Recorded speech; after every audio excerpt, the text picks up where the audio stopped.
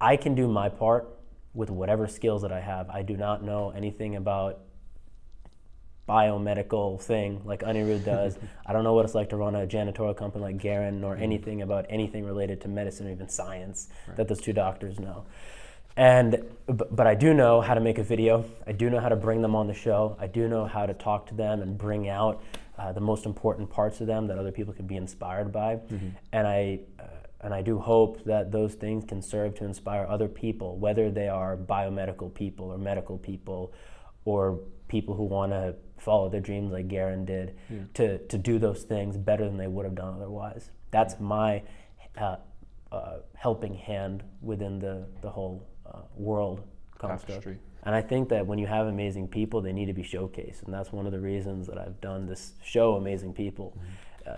All the people that I've put on so far hidden away, and now we all get to see what their thoughts are, how they live, what their story is. Can you give me a little recap on who you've had so far on? All right, so it started in probably September 2017, and I had this idea. I thought, boy, this guy Aniruddh, he's an amazing person. And I thought that for years. I met him in 2014 at University of Florida. And I thought, let me do an interview with him. Let me title it Amazing People. I said, you want to do it? He says, yeah, let's do it. So we did it. You know, within a month, I bought all the equipment. I bought the lights, the tripod, I had the camera. We did it in an apartment in Gainesville. And so it was. I started releasing it. Then I had a second guy named, and Aniruddh is he recently finished his PhD in biomedical something at UF at the age of 25. He's steady, he's nice, he's successful, he's healthy, and you just meet the guy, and if you spend enough time with him, you just get impressed. He's an exceptional person. Then the next one I had was Gerren Sprauve, who I met at a local Toastmasters club, and he and I became friends pretty much the minute we met. And about a year later, I said, "Come on, Amazing People." He said, "Let's do it." They're great interviews. He ran, and whenever I'm in that seat, and I'm not a trained interviewer, but I can do the role as I do it, and I want to talk to them about what makes them so good, and what we can learn. By we, I mean me for one, and then whoever's watching for two. My intention is to spread whatever they've got around, spread those good vibes around. So Gerren is a entrepreneur who left his job and started and worked as a janitor because he felt like that was a calling of his at the time, and he wanted to be able to spend time with people. He thought that if he was cleaning on the floor with somebody, he'd have a better chance to be able to talk to them in a real way. I'm sure that's a feeling a lot of people get. Like, they feel a certain kind of way in their career, and they think, oh, wouldn't it be nice if I could just drop this and try something that I figured out maybe I'm a little bit more passionate about, or try a different angle. So it's really inspiring to see him actually doing that. Not only did he actually do it, he did it, he went from a job that paid well to a job that didn't pay well. And that was the big, and it almost looks crazy what he did. Yeah, who in the right mind would do something like that? Right, and he got that sort of flack from his mother-in-law. His wife, I think, was supportive through most of it, if not all of it. And that eventually turned into his amazing business, Clean Slate Janitorial Services. Now he's the boss. Which he runs, He's the owner and the boss and everything. And it's not like any other cleaning place. I mean, it might clean the same as another cleaning place, but Gerren empowers those employees. He wants them to get education. He encourages them, look, the minute you feel like you've outgrown Clean Slate, you're free to go wherever you want. So he's using himself as a conduit he's investing in people and using them as himself as a conduit to shoot them, to lift them up. Yes, and when you invest in people, you invest in the world. Yeah, absolutely. And it all stems from people. He gets that, and he treats me in that way also. He's old. He's more than 15 or something years older than me. He treats me with a lot of support. Nice. From minute one. and I give him feedback on some of his speeches and some stuff that he does, and he does the same thing for me. And that's what he is in his heart. And that's how this decision that may have looked crazy of leaving his job and becoming a janitor of all things turned into something that probably is more lucrative than the other thing. Interesting. But is definitely more helpful and definitely more in line with who and what he is. And if he tries to become a professional speaker, which I think he is, I think he'll be very successful. Yeah.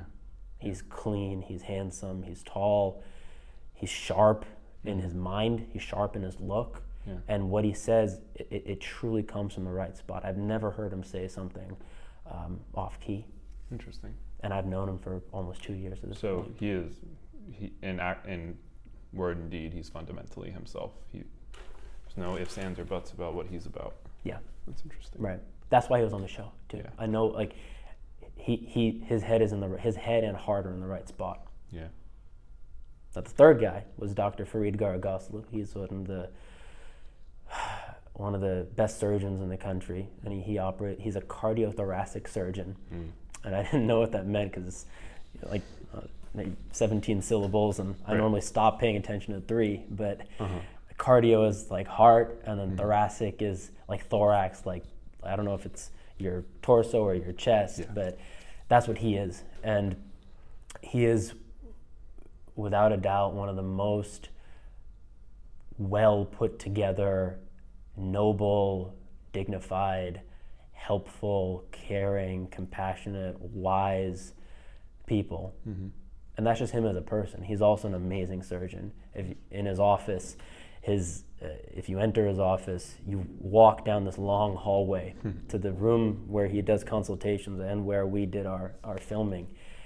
The entire wall, with maybe 6 inches in between each one, is littered with or plastered with award.